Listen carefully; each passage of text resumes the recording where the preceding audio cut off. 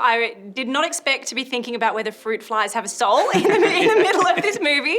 But I think that conversation between Bridget, between the new science teacher, another love interest here, is this thought about wonder and what we believe about possibility in life. What do you think keeps us open to wonder in life? I'm glad that you've highlighted that, because that to me is a really important thread in this. That Chiwetel's character at the beginning of this film is a man of science. You know, he's a man of answers.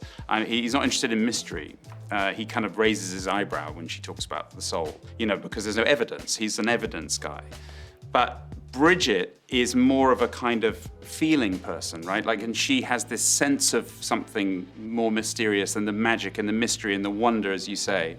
And then by the end of the film, I think he's gone on a journey himself where perhaps he's admitting the possibility that there's more than just the science, you know? So yeah, it was always going to be, I think, a very important part of the world of the film is there's more to life perhaps than just, you know, the straightforward explanation. And Helen obviously gave you great material, like we've said, to build this film upon, but were there places that you really wanted to specifically take it that were maybe a bit of a departure from her original work? Yeah, there are. I think that's the natural order of making a film, especially based on a novel. I mean, if you read the novel, it's wonderful, big. There's lots of differences. I mean, when you translate something into film, you can never get the whole novel. I mean, so you really pick and choose about what stories you want to tell here.